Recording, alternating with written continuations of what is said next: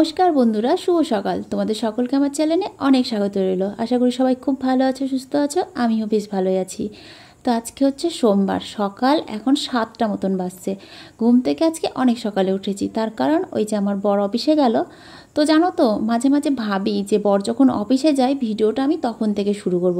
কিন্তু কি জানি না, সকালবেলায় আমার ঘুম থেকে উঠতে ইচ্ছা করে না, কথা বলতে ইচ্ছে করে না, কোনো কিছু করতে ইচ্ছে করে। তো ওই যে সকালবেলায় বর যখন চলে যায়, গিয়ে আবার একটু গিয়ে শুই, তারপরে ঘুম থেকে উঠে কাজকাম সারি। তো আজকে আর উঠিনি, কারণ ছেলের স্কুল আছে আর বেশ কয়েকটা জামা কাপড় আছে কাচার জন্য। বেলা হয়ে গেলে এগুলো আর কাচতে যেতে ইচ্ছে করে না পুকুরে, যেহেতু রোদ উঠে পড়ে। আর এখন যা রোদ্দুরের তেজ, বাবারে বাবা, ঘাটে গিয়ে কাচাটাই মুশকিল হয়ে যায়। সেই কারণে যেদিন যেদিন ঘাটে যাই সেদিন খুব সকালবেলায় ঘুম থেকে উঠি, দিয়ে তোমার 8টার মধ্যে গিয়ে জামা কাপড় কেচে ধুয়ে বাড়িতে চলে আসি। ওটাতে আমার সুবিধা হয়, তাড়াতাড়ি চান টান করে চলে আসি, এসে তারপরে বাড়িতে রান্না বান্না করতে পারি। আর বেলা করে গেলে না শরীর খুব খারাপ করে, যেহেতু জল গরম হয়ে যায়, তারপরে মাথার উপরে ধরো রোদ থাকে প্রচণ্ড, তো সত্যি শরীর খুব খারাপ করে। তো ওই যে জামা কাপড়গুলো সব বাইরে বের করে রেখেছিলাম, তারপরে বোন চা করেছিল, চা খেলাম, চা খেয়ে গেছিলাম ঘাটে স্নান করতে। তো আজকে ঘাটে স্নান করতে গিয়ে দেখি আমার মা স্নান করছে, তারপরে পাশের বাড়ির দিদি স্নান করছে, আরও পাড়ার বৌদি টৌদিরা সবাই স্নান করছে। তো বেশ গল্পগুজব হলো, তারপরে ইয়ার্কি টিয়ার্কি হলো। তো গল্প করতে করতে আমার কাঁচা ধোয়াটাও হয়ে গেল। হ্যাঁ, মা বলল যে আমাকে দে দুটো, আমি কেচে ধুয়ে দিই। তাই মাকে বললাম থাক, কাচতে ধুতে হবে না, এত সকাল সকাল এসেছি, ঠিক টাইম মতন কাচা ধোয়া করে বাড়ি চলে যেতে পারবো। যেহেতু মাও সকালবেলা তো অফিস যাবে, এদিকে আমার কাছে দেরি হয়ে গেলে তখন বাড়িতে গিয়ে মারও রান্নাবান্না করতে দেরি হয়ে যাবে। সেই কারণে বললাম তোমাকে ধুতে হবে না, আমি ঠিক ধুয়ে নেবো, তুমি বাড়ি চলে যাও। তো মা চলে এলো বাড়িতে, তারপরে এই যে কাচা ধোয়া করে আমি বাড়িতে এলাম। তো এখন পুজো দিব না, এখন দুটো ভাত বসিয়ে এসেছি নিচে। তাই ভাবলাম পুজো না দিয়ে ঠাকুরের কাজগুলো একটু সেরে রাখি, ভাত হতে হতে এদিকে আমার কাজগুলো হয়ে যাবে। তো জামা কাপড়গুলো নিয়ে এসে মেলে রাখলাম আর তুলসী মন্দিরটা ধুয়ে নিলাম। আর এই যে ঠাকুর ঘর থেকে ঠাকুরের সমস্ত বাসনকুসন নিয়ে এখন ছাদে বসেছি মাজতে। তো এখন যেহেতু তোমার এই ট্যাপটা দিয়ে ভালো জল পড়ে, তাই এখন ছাদেই মাজি। কিছুদিন তো জল পড়ছিলই না, সেই কারণে বাসনগুলো ধরো নিচে মাজতে হচ্ছিলো। এইদিকে যাই হোক, ভাত হতে হতে অনেক কাজ হয়ে গেল। তো পুজোটাও দেওয়া হতো জানো তো, কিন্তু ওই যে ঘোষ এখনও দুধ দিয়ে যায়নি। ঘোষ যদি দুধটা দিয়ে যেত সকাল সকাল, তাহলে কিন্তু পুজোটাও দেওয়া হতো। আসলে আজকে তো সোমবার, তো দুধ গঙ্গা জল দিয়ে ভাবছি ভোলে বাবার পুজোটা দিব। অন্যান্য দিন কি বলো তো, দুধ দিয়েও পুজো দিই, আবার কোনো দিন হয়তো এমনি গঙ্গা জল দিয়ে পুজো দিই, ঠিক নেই। কিন্তু সোমবারের দিনটা একটু ঘি মধু তারপরে একটু দুধ গঙ্গা জল দিয়ে ভোলে বাবার পুজোটা কিন্তু আমি করি। তো দুধ আসেনি, সেই কারণে ধরো আরও পুজোটা দিলাম না। তো এদিকে ছেলেকে ঘুম থেকে তুললাম, ঘুম থেকে তুলে ওকে ওইদিকে ব্রাশ করতে দিয়ে আসলাম, আর আমি বিছানাটা একটু ঝেড়ে ঝুড়ে নিলাম। আর আমার কি হয় জানো তো, আমার হচ্ছে বিছানার চাদর দুদিন একদিন পরেই তো তুলতে হয়, কিন্তু বালিশের ওয়ারগুলো তো আর ধরো খুলি না, যেহেতু ওগুলো নোংরা হয় না। সেই কারণে ধরো বিছানার চাদর হয়ে যায় একরকম, আর বালিশের কভারগুলো হয়ে যায় আর এক রকম। যেদিন যেদিন ময়লা হয় সেদিন কভারগুলো খুলি বালিশের, আর বিছানার চাদর তো প্রায় তুলতে হয়, কাচতে হয়। তো ছেলেকে ভাত খাওয়ালাম। তো এই যে আমার ভলু চিকু এদের আর সহ্য হলো না, এখন ওরা বায়না ধরেছে ওরাও খাবে, তাই আবার ওদেরকে একটু ভাতটা মেখে খাইয়ে দিলাম। আর এই যেখানটায় ছেলেকে ভাতটা খাইয়েছিলাম, তো সেই কারণে এই জায়গাটা একটু মুছে ফেললাম। ঘরে আগে খাওয়াতাম, কিন্তু ঘরের ফ্যানটা খারাপ হয়ে গেছে, তো সেই কারণে এখন বারান্দাতে খাওয়াই। ছেলেকে তো খাওয়ানো ধোয়ানো সব কিছু হয়ে গেল। এদিকে ছেলের ব্যাগটাও গুছিয়ে নিয়েছি, জলের বোতলে জল ভরে নিয়েছি। তো ভাবলাম গাড়িটা বাইরে বের করে রেখে আসি, তারপরে আবার ঘরে তালা মারবো। তার আগে এই যে যা আছে ঘরে সবকে বের করতে হবে, নইলে মারামারি শুরু করে দেবে কখন ঘরের মধ্যে। ছেলেকে স্কুলে দিয়ে আসলাম, আর গাড়িতে তেল ছিল না, পাম্পে গিয়ে 1 ট্যাঙ্কি তেল ভরে নিয়ে এসেছি। এখন অনেক দিন চলবে, প্রায় 15 দিন তো চলবেই। তো যাই হোক, একটা টেনশন মুক্ত হলাম, কারণ গাড়িতে তেল ছিল না, কদিন ধরে খুব টেনশন হচ্ছিল যে রাস্তাঘাটে চলতে চলতে যদি থেমে যায়। আর আমি কি বলতো, এমনি হচ্ছে দোকান থেকে খুব কম তেল কিনি, মানে প্রয়োজন না পড়লে কিনি না। আমি পাম্পে থেকে তেলটা ভরে নিয়ে আসি, কারণ পাম্পের তেলটা একটু ভালো পাওয়া যায়, অল্প পয়সায় ভালো পাওয়া যায়।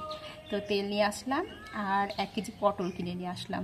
কালকে যেন তো দই কিনেছিলাম, দই পটল করবো বলে, দিয়ে ফ্রিজ খুলে দেখছি 5টা থেকে 6টা পটল পড়ে আছে। তো 5টা 6টা পটলকে আর দই পটল করা হয়, সেই কারণে কালকে আর করিনি। তো ভাবছি আজকে করবোই। তো সেই কারণে কচি কচি 1 কেজি পটল কিনে নিয়ে আসলাম। আর আমার পাকা পটল তো এমনিতেই ভালো লাগে না, কালকে করিনি, ভালোই হয়েছে, কারণ কালকে রবিবার ছিল আর আজকে সোমবার, যেহেতু নিরামিষ দিন, তো দই পটলটা বেশ ভালোই চলবে। তো মুগের ডাল নেই জানো তো, মুগের ডাল নিয়ে আসতে হবে। এই দোকান থেকে আপাতত নিয়ে আসবো, কারণ মাসের শেষ, প্রায় সব কিছুই বাড়ন্ত, দোকান করা হয়নি। দোকানটা দেখি আজকালের মধ্যেই করতে হবে। তো মুগের ডাল করব, আর দেখি কী সবজিপাতি করি। তো স্কুল থেকে যেহেতু এলাম, স্নান হয়ে গেছে, এখন পুজো দেবো।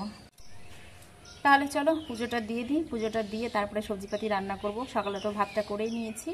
তো পুজো দিতে যাওয়ার আগে ঘর বারান্দাটা একটু ঝাঁট দিই, যেহেতু এই যে আমার চিকু ভোলু পচি সবাই ঘুমিয়েছিল, ঘর বাড়িটা নোংরা করেছে, ওদেরকে এখন ঘর থেকে বের করে দেবো, দিয়ে ঘর বাড়িটা ঝাঁট দিব। এখন আর ঢুকতে দেবো না, ঘর বাড়ি ঝাঁটটা দিয়ে একবারে গেট লাগিয়ে দিয়ে রান্নাবান্না করব। তারপরে খাওয়া দাওয়ার পরে তখন ঢুকবে, আবার সন্ধ্যের সময় তাড়িয়ে দিব। কিন্তু ভোলু তো যাবে না, ভোলু তো 24 ঘন্টা ঘরের মধ্যেই থাকে। এই যে এখানে একটা শুয়ে আছে, উপরে একটা শুয়ে আছে, ওই ঘরে একটা শুয়ে আছে, গিল বানাতে একটা শুয়ে আছে, মানে এখন আপাতত 4টে ঘরের মধ্যে আছে। তো চলো ওদেরকে বের করে দিই, বের করে দিয়ে ঘর বাড়িগুলো একটু ঝাড়ঝুড় দিয়ে তারপরে পুজো দিই। আজকে দেখো কত ফুল পেয়েছি, কারণ আজকে ভোরবেলায় ঘুম থেকে উঠেছিলাম তো প্রায় 5:30টার দিকে। তো ঘুম থেকে উঠেই দেখি গাছে অনেক ফুল আছে, সেই কারণে আগে ফুলগুলো তুলে রেখেছিলাম, তারপরে বাড়ির কাজ করেছি। অন্যান্য দিন দেরি হয় ঘুম থেকে উঠতে, ফুল আর পাওয়া যায় না। তো যাই হোক, আজকে ফুল টুল দিয়ে বেশ ভালো করে পুজো দিলাম।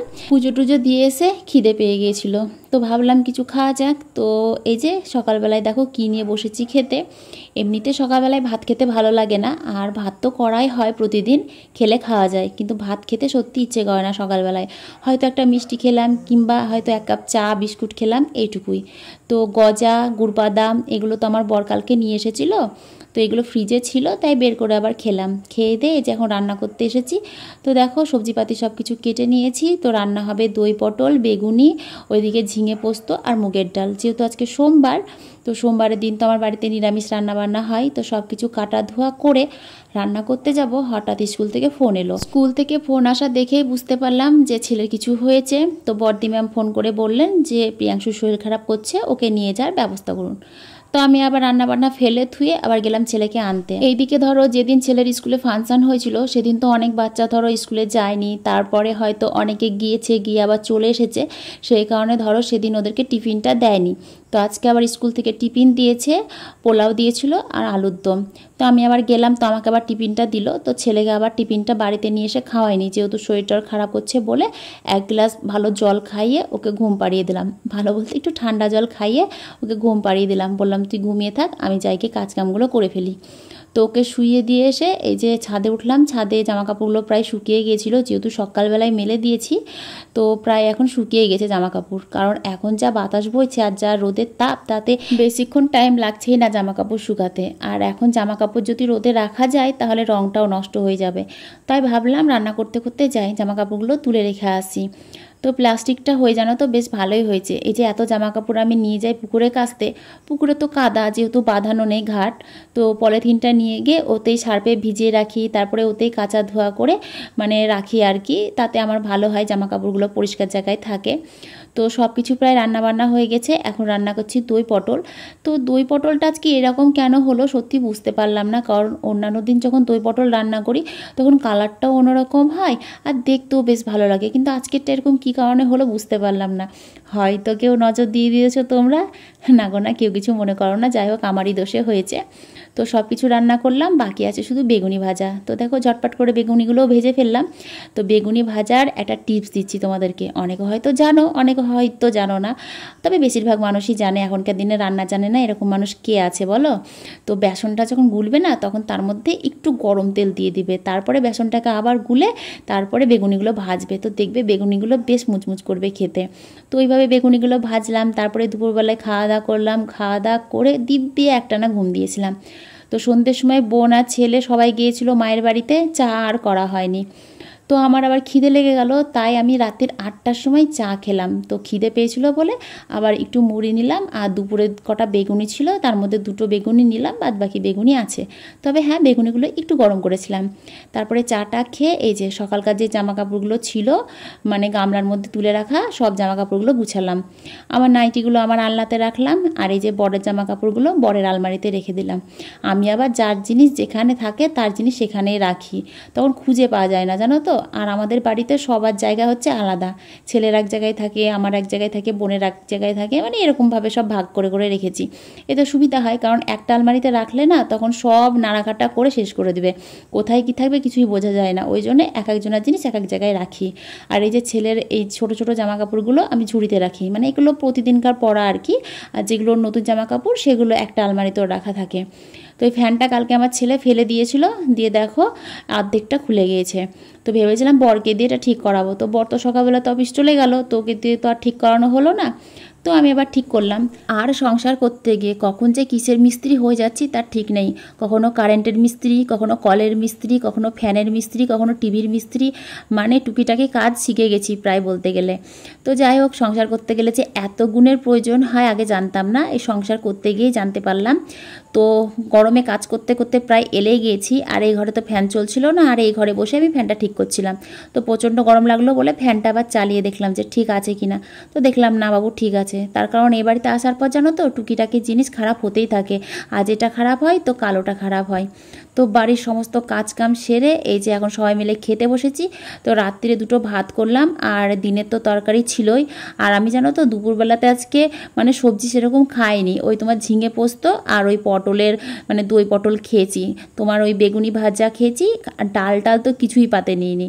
আর এমনিতে জানো তো আমার ডাল খেতে অতটা ভালো লাগে না, আমি একমাত্র মুসুরির ডালটা খেতে ভালোবাসি, তাও দিনের বেলায় খাই না, গরম গরম ওই রাত্রে যখন ঠান্ডা হয়ে যায় না তখন ওই ঠান্ডা ভাত, ঠান্ডা মুসুরির ডাল, সঙ্গে একটু কাঁচা পেঁয়াজ এই দিয়ে খাই। আর দুপুরবেলাতে বেশিরভাগ আমি ওই সবজিপাতি যেগুলো করি ওগুলো দিয়ে একটু শুকনো শুকনো করে ভাত মেখে খেয়ে নিই। মানে আমার ওই ঝোল ঝোল ভাত খেতে না একদম ভালো লাগে না, আমার শুকনো শুকনো খাবার খেতে বেশি ভালো লাগে। তো দেখো ফ্রিজে কত মিষ্টি ছিল, দুটো সাদা মিষ্টি, কালো মিষ্টি, তো এগুলো সব ধরো 3-4 দিন হয়ে গেল আনা, বা তার বেশি হয়ে গেল। আর ফ্রিজের খাবার তো এমনিতেই খেতে হয় না, তারপরে এতদিন হয়ে গেছে। তো ভলুকে এর আগে দিয়েছিলাম 2-3টে খেতে, তাই ভাবলাম ভলুদেরকে মেখে দিয়ে ভাতগুলো খাইয়ে দিই।